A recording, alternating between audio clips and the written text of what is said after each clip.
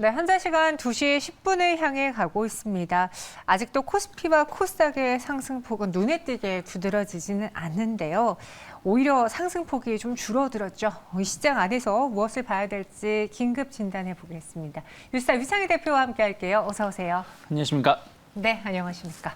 오늘 세 가지 상황실을 통해서 현 시장에서 눈에 띄는 종목과 눈에 띄는 이슈들 다뤄보겠고요. 첫 번째 만나보시죠. 일진 머티리얼즈를 품는 롯데케미칼입니다. 일전 머티리얼즈를 2조 7천억 원에 인수를 했는데 이를 통해서 2차 전지 소재 시장에 진출하겠다라는 거잖아요. 네.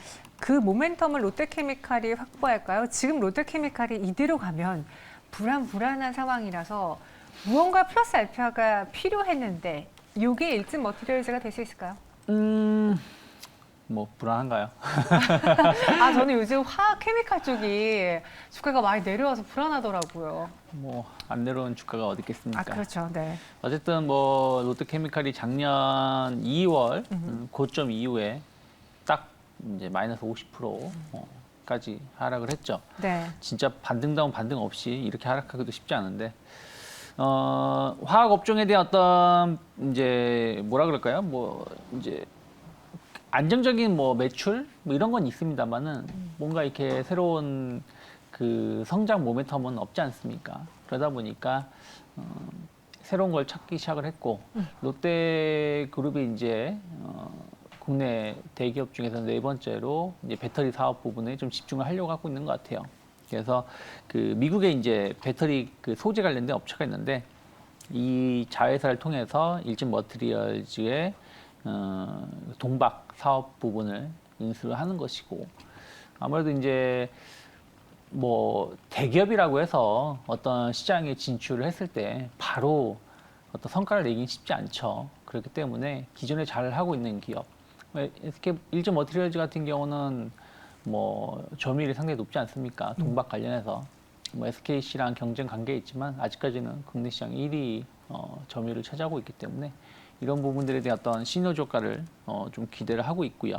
아까 말씀드린 것처럼 보다 빨리 시장을 좀 선점하기 위해서 좀 뒤늦었기 때문에 빨리 시장에 좀 안착하기 위해서 선택한 결과가 아닐까 판단하고 있습니다. 네.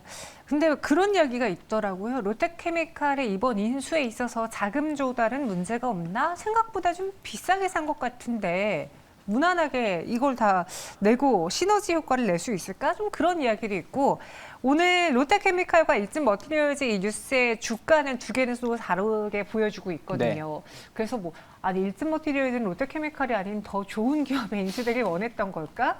뭐 그런 생각도 들어서요. 왜 그럽니까 오늘? 아니 뭐 이렇게 생각하셔야죠. 일진 머티리얼즈는 아무 의미가 없죠. 이 돈이라는 거는 네. 일진 홀딩스 위로 올라가니까요. 그쵸. 위에 있는 회사. 예. 예를 들어서 이게 뭐 그 계열사기 때문에 만약에 일진 머티리얼즈가 독립된 법인이고 그 독립된 법인의 대표가 관련된 사업 부분에 대한 지분을 매각을 해서 그 자금으로 뭔가 새로운 사업에 투자를 한다라면은 주가는 좀 긍정적 역할을 해줄 수 있겠죠. 또 지금 SKC랑 비교를 하고 있는 거거든요. 물론 이제 그때 당시에 SKC가 동박 사업 부분을 인수한 거랑 현재 롯데가 일진 그룹의 동박 사업 부분을 인수하는 건 다르지 않습니까? 하지만 어찌됐든 SKC가 인수했을 때보다 좀 비싸게 샀다. 상당히 좀 비싸게 사는 것이 아닌가라는 부분들이 있습니다만은 또 일진홀딩스는 비싸게 사면 뭐합니까? 아까 말씀드린 것처럼 자기 회사로 오는 게 아니라 위로 가는 거다 보니까 영향은 없다. 오히려 일진홀딩스가 주가가 영향을 받지 못하고 있어요. 이런 부분들도 조금 아쉬운 감이 좀 있지 않나 판단을 하고 있고요. 롯데케미칼은 뭐 현금 빠방하게 들고 있기 때문에 현금 빠방이 뭡니까? 네, 그룹사가 현금 네. 잘 가지고 있기 때문에 물론 좀 비싸게 살 수도 있겠죠. 하지만 아까 말씀드린 것처럼 빨리 시장에 침투를 해서 어떤 성과를 내기 위해서는 이 정도 모험은 뭐 단행할 수밖에 없다라고 판단하고 있기 때문에 뭐 비싸다 싸다의 논란은 앞으로 이것을 어떻게 잘 키워 나가느냐에 달려 있지 않나 판단하고 있습니다. 네, 알겠습니다. 말씀드린 것처럼 사실 뭐 요즘 시장에 안 빠진 종목이 어디 있겠습니까? 그런데 화학 수요 부진 때문에 최근에 뭐 화학주라든가 롯데케미칼에 대한 증권사의 톤도 좀 많이 낮아지고 있거든요. 2차 전지 시장 진출로 이런 분위기를 꾀할 수 있을지 롯데케미칼에 대한 한 줄 평 그리고 투자 의견 들어보고 싶은데 갖고 계신 분들을 위해서 혹은 신규 접근해도 되는지 두 가지 이야기해 주시죠. 네. 뭐 지금은 화학 섹터가 보릿고개일 수밖에 없죠. 또 경기가 조금 꺾일 수 있다는 우려가 갑니다. 이미 꺾이고 있고요. 그래서 그런 부분들이 힘든 현 상황이라 판단하고 있는데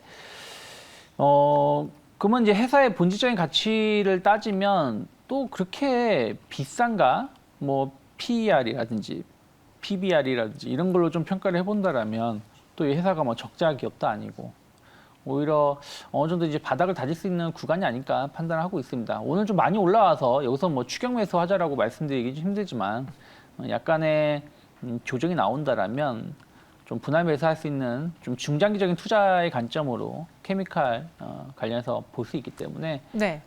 지금은 좀 힘들 수 있겠지만 좀 시간과의 싸움을 가져갈 수 있는 종목 중에 하나가 아닐까 판단하고 있습니다. 오, 그러면은 보유자분들 외에도 신규 적분으로 분할 매수도 가능한 거예요?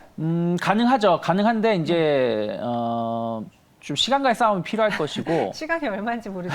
그렇죠. 네. 그러니까 그리고 저는 만약에 빠르면 내년 상반기 이후에 예를 들어서 뭐 시장이 다 좀 희망으로 돌리고 있는 게 미국의 금리 인상이 좀 이제 종결되고 뭐 인하까지는 아니지만 그러면서 조금 이제 내년 하반기 정말 빠르면 내년 하반기라든지 내후년 상반기부터 약간의 완화적인 스탠스를 취할 수가 있다.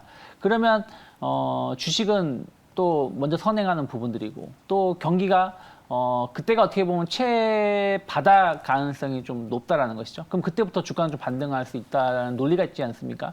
그러면 그때 저는 탑픽 종목 업종 중에 하나가 화학 섹터가 아닐까 생각을 좀 하고 있어요. 그러면 의외로 한 6, 7개월 정도만 고생을 좀 하면 롯데케미칼 같은 경우는 조금은 안정적인 흐름을 좀 보여줄 수도 있지 않을까라고 평가하고 있기 때문에 아주 긴 시간은 아니다 생각하고 있고 다만 이제 저점이라는 논란은 우리가 어디가 저점이다 말씀을 드릴 수는 없어요. 그런데 제가 지금 화면에 보여드리는 게 월봉 차트거든요. 근데 월봉 차트인데 보시면 최근 10년 동안, 그러니까 2010년부터 혹은 뭐 2013년부터 보신다고 하더라도 그 최저점이 한 13만 원 정도의 언저리였어요. 그러면 지금 오늘 올라와서 16만 원이긴 합니다만은 한 13만 원, 14만 원 정도가 된다라면 약간 모아갈 수 있는 가격대가 아닐까 생각하고 있습니다. 박스권 흐름 아니겠습니까? 하단은 한 13만 원대, 상단은 한 45만 원, 40만 원대를 거의 20년 가까이 이렇게 흐름을 보여주고 있기 때문에 그러면 이 정도 현재 가격대에서는 무리하게 매도를 하는 것이 아니라 조금씩 모아갈 수 있는 위치가 아닐까 판단하고 있습니다. 네, 알겠습니다. 롯데케미칼에 대한 투자 의견 들어봤고요. 이어서 두 번째 상황실 넘어가 보시죠. 여기도 폐배터리? 아니 사실 제가 이렇게 종목을 저희가 고를 때 네.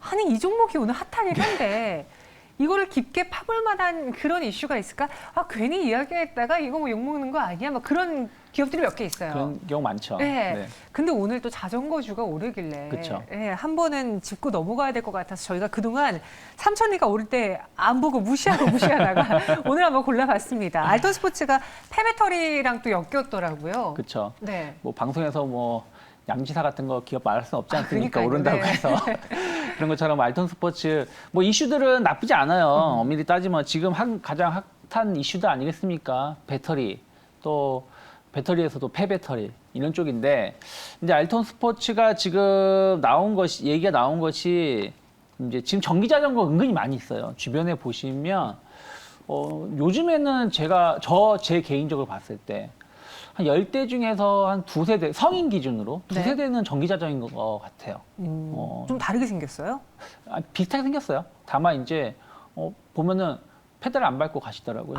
오토바이처럼. 속도는 제한된 속도고. 그래서 이제 꼭 이 배터리라는 게 전기 자전거도 있고 뭐 여러 가지 사업 이동 수단에서 사용을 하다 보니까 수요가 좀 높게 나오고 있는 것 같습니다. 근데 지금까지는 배터리를 그냥 폐기 처분했다라고 하죠. 그럴 수밖에 없는 게 크기로 치면 배터리 크기로 치면 한 신발보다 조금 큰 정도, 그러니까 네네. 사각형 이제 정도 각형이니까요. 그래서 그게 이제 장착되어 있고 이 용량이 그렇게 높지 않죠. 그리고 계속 충전 방전을 자주 하다 보니까 사용 기간이 좀 짧습니다. 그래서 이것을 좀 교체 비율이 좀 높은데 뭐 근데 하지만 그렇다고 해서 또 가격이 아주 비싼 건 아니다 보니까 지금까지는 뭐 폐기 처분했다라면 이걸 조금 이제 재활용하겠다라는 것이죠. 그래서 국내 전기차 시장은 계속해서 전기 자전거 시장은 계속 성장하고 있고 현재 기준으로 치면 한 연간 20만 대 정도 규모가 된다고 해요. 그러면 그 배터리가 장착되는 건 뭐 말을 하는 게 1.5개라고 하기 때문에 한 30만 개 정도가 수요가 발생을 하고 또 아까 말한 것처럼 이게 교체 비율이 좀 이렇게 전기차는 뭐 7년, 10년이라고 하지만 이런 것은 한 2, 3년 정도 아예 안에 교체를 하기 때문에 네. 어떤 교체 수요도 탄탄한 것 같습니다. 그래서 그런 부분들에 대한 어떤 기대감들이 주가를 좀 끌어올리고 있지 않나 판단하고 있습니다. 저도 한강에 가면 요즘은 자전거 탈 수 있는 되게 잘 정비된 네. 공간들이 많잖아요. 그래서 나도 운동할 겸 자전거 타고 싶다는데 제가 자전거를 못 타요. 네, 꼭 그 브레이크만 걸면 넘어지는 탓에 자전거를 못 타는데 최근에 자전거주들이 좀 이렇게 테마성을 이루면서 크게 오르는 이유가 정말 뭔가 친환경 수혜로 오르는 건지 아니면 뭐 전기 자전거라든가 산악 자전거 그런 네. 비싼 고급 자전거가 없어서 못 판다라고 하는데 그 실적 때문인 건지 아니면 이것도 뭐 세력이라든가 뭐 우리가 모르는 그런 이유가 있는 건지 뭐 때문일까요? 자전거 인구는 계속해서 늘어나고 있다라고 해요. 네. 요즘 이제 그러니까 주말에 교회로 나가 보시면 자전거 동호회 분들이 자전거 이렇게 타시는 거 많이 엿볼 수가 있죠. 제가 아는 지인도 자전거 한 대 한 1,200만 원짜리. 근데 본인은 그렇게 비싸다고 하지도 않더라고요. 다른 거 좀 미쳤다라고 표현하고 있지만 네. 개인적으로. 근데 어쨌든 이렇게 자전거 인구는 계속 높아지고 있고 또 고가 자전거 시장이 계속 확장되고 있습니다. 그런 부분들이 긍정적으로 볼 수 있는데 참 우리나라는 또 뭔가 아쉬운 점이 다른 나라하고 비교했을 때 이 자전거 시장이 또 그렇게 아주 큰 편은 아니에요. 뭐 예를 들어서 그냥 이거는 저의 내피셜인데 뭐 드라마나 영화 같은 거 보면 일본이라든지 뭐 유럽이라든지 뭐 중국 같은 걸 보면 자전거로 이렇게 이동하거나 하는 그런 장면이 많은데 우리나라는 그런 게 많지가 않지 않습니까? 그만큼 인프라는 잘 되어 있는데 네. 많은 사람들이 실제 활용하는 거는 좀 많지 않은 것 같아요, 아직까지는. 그러니까 오히려 어떻게 보면 또 성장할 수 있는 부분들도 있지만 반대로 시장 캐파가 어느 정도 정해져 있을 수도 있지 않나 생각하고 있어요. 그래서 어떤 여행 레저 수요 이슈가 있을 때 이럴 때는 좀 관련돼서 움직임이 나오지만 연속성을 띠지 못하는 것이 그런 게 아닌가 판단을 좀 하고 있습니다. 그렇기 때문에 좀 단순하게 자전거 하나만 보고 공격적으로 어떤 기업을 매수하기에는 네. 조금은 부담스러운 건 사실이 아닌가 판단하고 있습니다. 그러니까요. 이 알토 스포츠가 그런데 오늘 폐배터리라는 게 나오면서 또 뭐 기사가 나오면서 상한가에 갔어요. 이 시장에서. 이녹스를 업고 2차 전지 음극재와 폐배터리 쪽에 신사업 진출하는 이 알톤 스포츠를 우리가 실적을 보고 정말 그 트렌드를 보고 사도 되는 건지 아니면은 그냥 오늘의 이런 상한가는 어쩌다 간혹 있는 뭐 이슈입니다. 테마입니다. 뭐 그렇게 봐야 되는 건지요. 투자 의견 주시죠. 제가 사실 투자 가치 있나라고 했는데 사람인 것 같아서. 네. 솔직히 전 부담스러워요. 네. 그러니까 저는 솔직히 자동차 폐배터리 시장도 지금 이렇게 올라간 게 맞나? 물론 미래를 본다라면 성장 산업이 될 수 있다고 생각하고 있는데 과연 폐배터리가 얼마나 나올까? 그리고 이것은 얼마나 이 수익성이 나올지 여부는 또 별개 문제라고 생각하고 있거든요. 네. 그렇기 때문에 자전거 관련해 가지고 폐배터리 시장에 진출하는 거는 뭐 길게 봤을 때 나쁘지 않겠습니다만 여기에 대해서 수익을 확보할 수 있는지 여부가 중요하다라고 판단하고 있기 때문에 지금은 좀 과도하게 반응되고 있는 것이 아닌가? 추가적인 상승이 나온다라면 뭐 내일이든 모레든 또 상승이 나왔을 때 혹은 하락이 나온다고 하더라도 상한가가 풀리는 것이기 때문에 그때는 이익 실현을 해야 되지 않을까 좀 생각을 하고 있습니다.